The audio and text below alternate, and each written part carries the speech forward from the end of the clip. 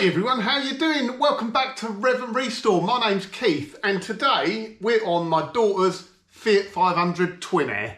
Now, every dad's worst nightmare where you've got young kids that drive, you get the call in the evening, they're sort of 40 miles away from home and she tells me the clutch doesn't feel right, it's making horrible noises, there's smoke coming from under the bonnet and it won't go into gear properly. So sensibly, she did have breakdown cover, but I managed to talk her through it and she let the car cool down and managed to drive it for a few more miles, but then she phoned me back again and again she said there was smoke coming from under the bonnet and it smelt of burning.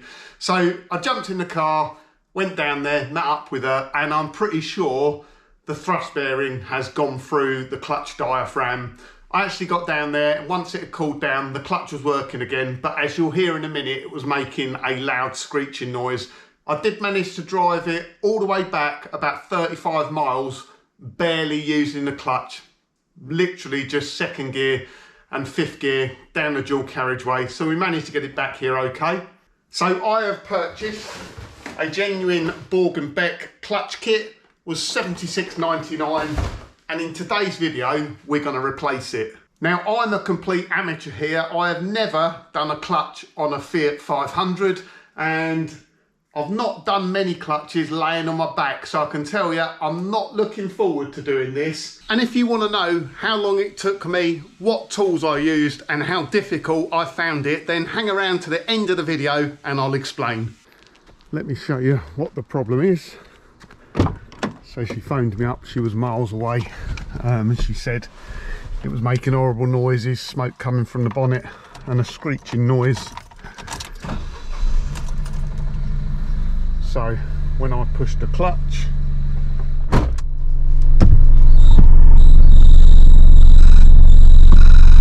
it's making a horrible noise. When you're off the clutch it's fine, push the clutch. Sounds horrible. Clutch is still working, but the pedal doesn't feel right. So I think we're going to need a new clutch slave cylinder and obviously replace the clutch at the same time. So first job we're going to do is get it jacked up as high as we can at the front to give us as much room as possible and stick it on some axle stands. Before it goes up in the air, we're just going to crack off the wheel nuts so we can take the wheels off with ease afterwards. Right, so we're up about as high as I can get it. For short people, this actually might be a problem going over the bonnet, but it's okay for me. Got plenty of room underneath, got two axle stands and a third one, belts and braces, just in case. Just to point out on a Fiat 500, when you are jacking it up, don't jack on this outer bit, although you might think that's where you need to jack. Where you need to jack is a little bit further in. That's the main structural part of the sill. This bit will just crush, as you can be seen there. It's actually got a bit of a dent in it. And on the back there, where someone's jacked it up incorrectly in the past. So yeah, the actual jacking point is a little bit further in.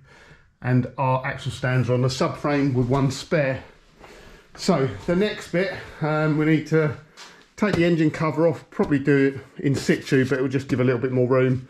We need to get the battery out, we need to disconnect the ECU, and we need to disconnect or remove this battery tray.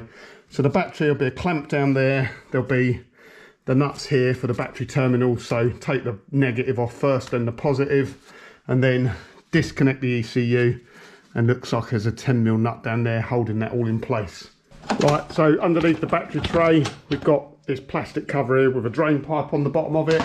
We've got the battery terminal here, which has got a quick release. Just press that button, red button in at the top, and that will come off. Try and do it with one hand. There you go. And that's also got the battery monitoring sensor on there as well, so the whole terminal comes off. We need to unplug the ECUs, so take the tamper-proof tabs off. Carefully with them. We'll get them out of the way and get the ECU out of the way. Then we got like a connector down here, some clipped in wires, which we can unclip, and in a moment there's two 13mm there. That battery tray should then come out. And there was just another 13mm nut down the bottom there. On this end of the ECU, you've got an earth tag on there, so there'll be a little 10mm holding that earth tag on. And then we've just got some cables to unclip around here. And then that should be that battery tray free. There's one more cable to unclip down there.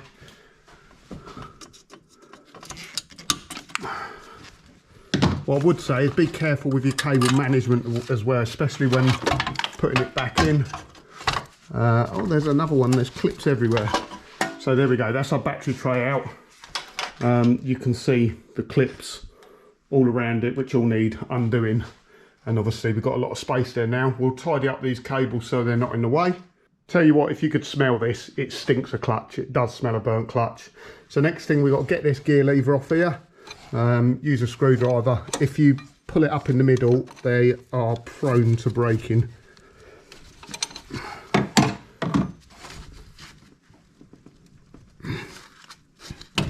There we go.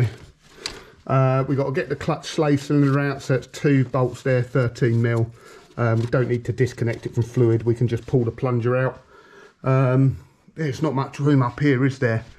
There are 2 bolts that go through for the top of the gearbox there, and I think there is a gear linkage to remove down the back as well. I'll try and show you that in a moment. Right, we've got a bracket on here held on with a 10mm bolt that holds all of this in place. I'll just disconnect that from the lambda sensor as well. In fact, this bracket's got to come off. That's the top bell housing bolt there, so it just gives us a bit more room. Got the reverse light switch there, we can take that off now. And again, there's a few more brackets than that down here. We've got the clutch slave off now, but there is another bracket which goes down onto the gearbox there, held on by a couple of 14s or 15s I think, so that bracket needs to come off as well. And then, like I say, there's another gear linkage down the back there that we need to pop off. Right, next up I am going to take the under tray off down here, so that will just be some 10mm bolts. Right, so I've got those gear levers off. There's a green one, probably quite hard to see, right down the back there. And then the white collars which fit into the brackets, sort of there, if you can see. You just twist the white collar, it's about 180 degrees, pull it up and it will come out then. I've just noticed there is one but missing one extra bolt down here, which is for an earth strap, so we just have that, because that will cause us problems, won't it? Here we go. So that's that earth strap out the way. What I tend to do with the bolts, if I can put them back in the original holes and they're not going to get in the way, that's what I do. So so I don't get confused later. And then as you go through, if you can, just get everything out the way. It's a real pain. There's a lot going on under here. So the next bit I think I'm going to do is probably pop the drive shafts out. We've got one bell housing bolt up the top here to get out, up that top corner, and then I'll pop the drive shafts out. To do that, we need to take the bottom swivel out. We need to undo the hub nuts, and then we'll just get a pry bar in and pry the drive shafts out. Right, so we'll run into my first problem. I don't have a hub nut that size. I think it's 34mm. I'm usually working on minis, so I've got AF sizes. So I don't think it would make it easier if it come out. I've taken the bottom ball joint off, but I can get quite a lot of movement in this. I think once I release that shaft, I'll be able to get the shaft out the way enough. Next thing I need to do there is remove this like bar here. So there's 4 bolts which go from behind the bumper in that way, and we've got this bracket here. So you actually need to take the bumper off.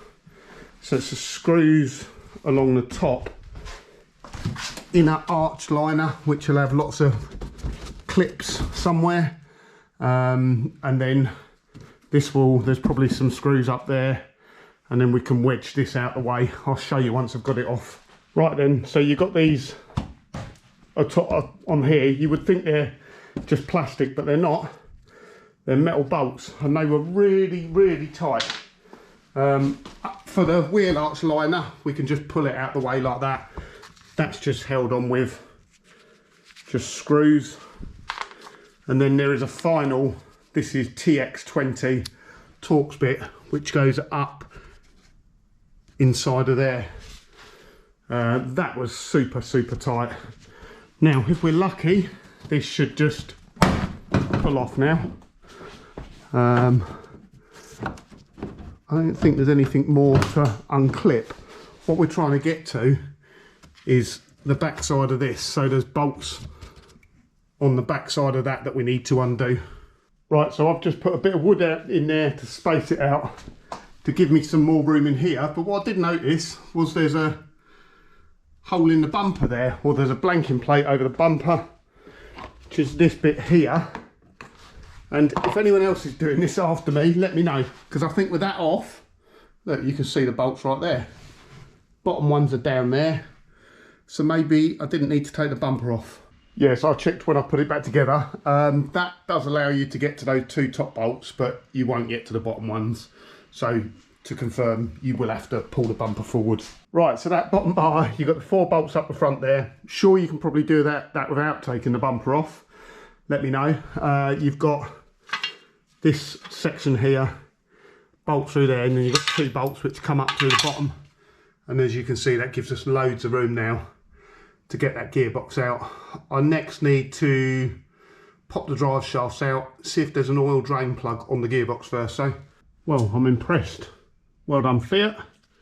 There's a drain plug right at the bottom of the diff housing there, so that means it should be nice and clean and tidy. 8mm hex. Got a little container to catch our oil in.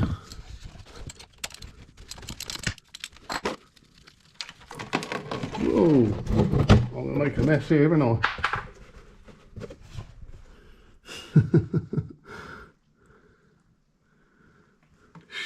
I should have put the camera down. Right, getting the drive shafts out was a bit of a sweat. So this side, I had to take that bottom bit out of there just to give me a bit more movement, and I've got this drive shaft nicely out of the way now. Just be careful of your sensors and ABS speed sensors and things like that, because yeah, when I undone both of them, it was pulling them tight. So so yeah, that's a drive shaft out that side. This side is fully out the gearbox. Yeah, I might have to take the track rod end off yet just to give me a bit more room. But that is both drive shafts out now. I think all I've got to do is the starter motor and the bottom mount bracket on the gearbox. So there's this bracket here, that link there. Starter motor's up behind there, difficult to see. Right, we're underneath now. This is looking interesting. It's looking more difficult than I thought. So we've got this bracket here, which is obviously bolt there, bolt there, bolt there, behind there, which goes into the gearbox, and there's one up there. So we're going to get that off. What's worrying me at the moment, got the tiny little starter motor up there. I can see the 2 bottom bolts, but there's one round the top there, and we've got the alternator in the way as well. So I do not know how you get to that top bolt. That looks almost impossible. I reckon maybe I've got to take the alternator off just to get to that starter motor top bolt. But let me do these ones first for this bracket here, and I will update you. Right, there is that bracket. Yes, a sod to get off. Mainly like this bolt here hits the exhaust. But once you, don't worry too much, undo all the other bolts, and then it's loose and you can sort of wiggle it up sideways, pull the exhaust down, and you can just about squeeze that bolt over the top of the flexi part on the exhaust. Right guys, if you've got this far into the video and you have a Fiat 500 with aircon, I would strongly recommend that you think long and hard about doing this yourself, because all of a sudden it gets very, very difficult. Now, I had a look on YouTube and there's a guy, Kevin Albert Williams, he does a YouTube vlog about replacing clutches. He does them on his back, an amazing chap. He shows doing a clutch on one of these. When it comes to the starter motor, he's just like, yep, take out the top starter motor bolt, be careful not to round it. That car didn't have aircon on it. So when the car's got aircon, firstly, the alternator's in the way, and then above that is the aircon compressor as well. To get the alternator out so you can get to the top starter motor bolt is an absolute nightmare. It's probably one of the most difficult nuts or bolts I've ever had to try to get to. So first off, you've got to remove this air ducting to give you access down the side of the engine. Next up, you need to be removing the auxiliary belt, and then you can just see the alternator drop down there. There is a bolt on the top which goes in between the air conditioning compressor here and the alternator, and it is almost impossible to get to. It is very, very difficult. You'll need quarter drive sockets. You'll need exactly the right size extension. It is very, very difficult, and I can't, do not underestimate it. Let me show you underneath. So we've got the starter motor out now. So the two bottom bolts, they're easy to get to. It's this top bolt we're talking about here. In Kevin's video, literally, there's room there, gets the socket up there, undoes them. On this, let me show you. So on this, our alternator gets in the way. So you have to unbolt the alternator. And like I say, that top bolt is almost impossible to get to. You can just see it at the top there. If I twist it round, it goes up there. It actually sits on a dowel. I can see the dowel up there now. So it sits up something like that. Yeah, so at least the dowel probably makes it a little bit easier to go back in. There you go, that's on now. But yeah, it's almost impossible to get to. So I would very much give a word of caution there. So we need to get that bolt out there on the bell housing, and then we're almost ready to lower the gearbox down then. Now we've got the engine supported on the jack, wooden block or rubber pad onto the back part of the sump there. And now we can go ahead, unbolt this bolt here, and then we'll be able to lower the gearbox down. I think there's a bracket on the end here we got to take off, and then the final bell housing bolts. Right, that's that end plate. So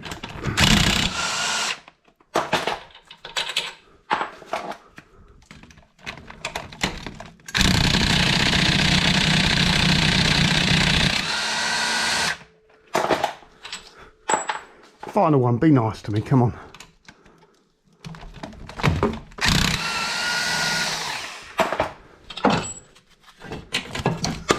There we go. Keep all our bolts together, and now I think it's just the final bell housing bolts, which is one there, and then on my back, and lug the clutch out. Right, it's time to get serious. I am just going to go and get my wife to watch for me. I don't know how heavy this gearbox is. I've got a pad, so if it falls I can put it on my chest. Yeah, I've lifted front wheel drive gearboxes out before, they're not too bad. It's just a bit of an awkward angle.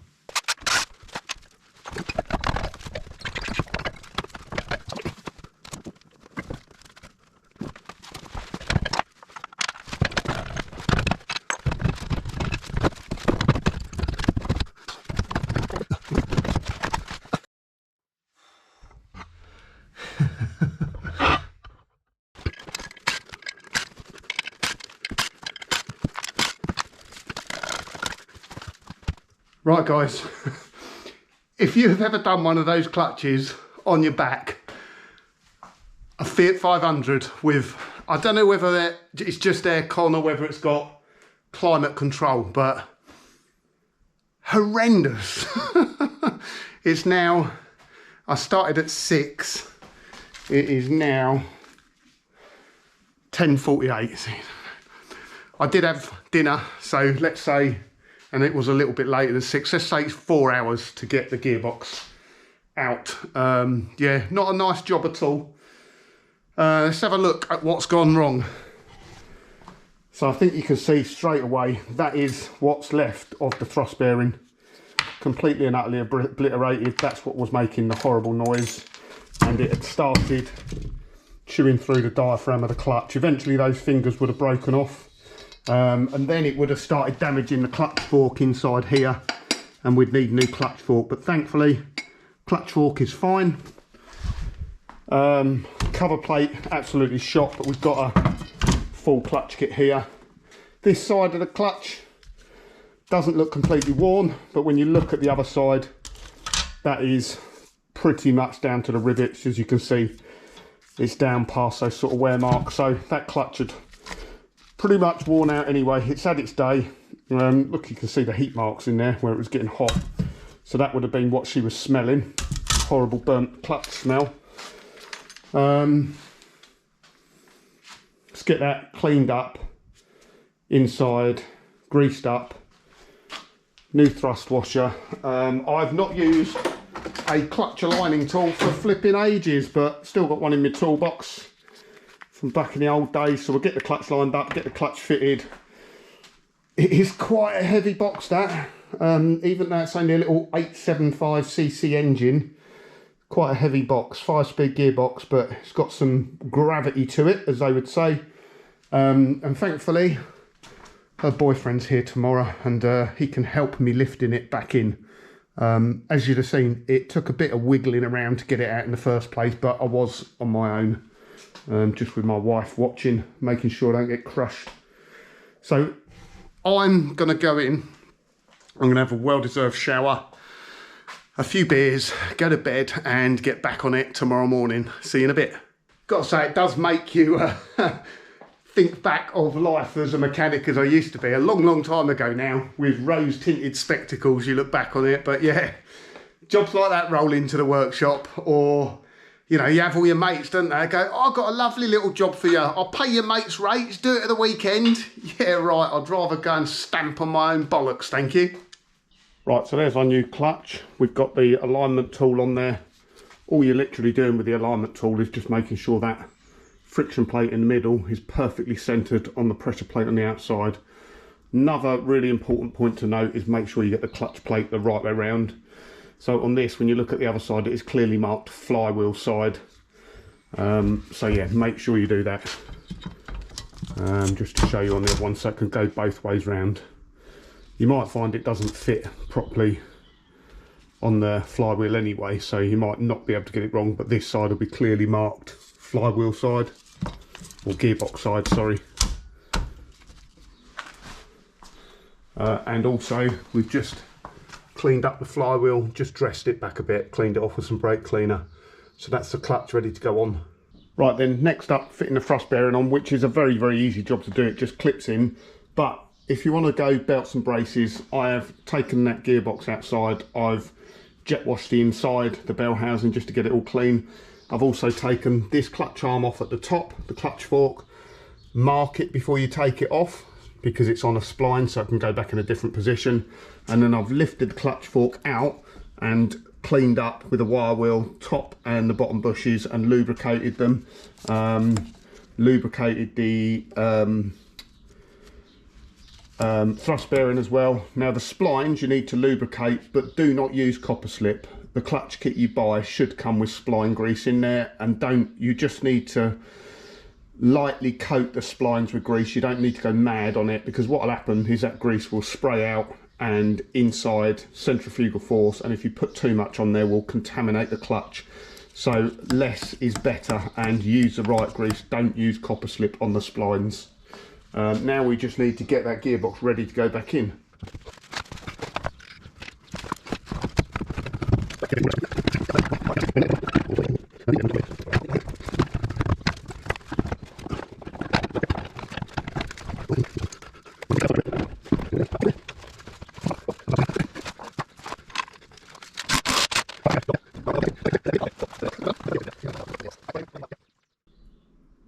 then, it's done. I've just given it a little try. I thought it'd be useful quickly just to show you what tools I used, because yeah, I'm used to classic minis. I seem to need loads and loads of tools to get this job done, so let's have a look just in case you're doing it yourself. Now I'm sure you might be able to do this with less tools, but this is what I used anyway. So power screwdriver, 1/2 inch impact wrench, 3/8 impact wrench. I used a medium pry bar. I did use a long pry bar as well, which is not here. Posi drive screwdriver, flat blade, big hammer, small hammer. Then we've got 17, 19, 19, 18, 16, 15, 13, 10. Small and medium quarter drive extensions, small, medium and large 3/8 drive extensions, and small, medium 1/2 inch drive extensions, 3/8 breaker bar, quarter drive socket set, quarter drive wrench, 3/8 1/2 inch drive wrench, long sockets 10, 13, 15, 16, 18, 19, shallow 3/8 drive 10, 15 and 18, wobbly socket or wobbly UJ, an 8mm hex, 17mm socket, 1/2 inch to 3/8 adapter, TX45, TX40, TX20, and I did also, there's a for the filler plug as well. I can't remember what size that was.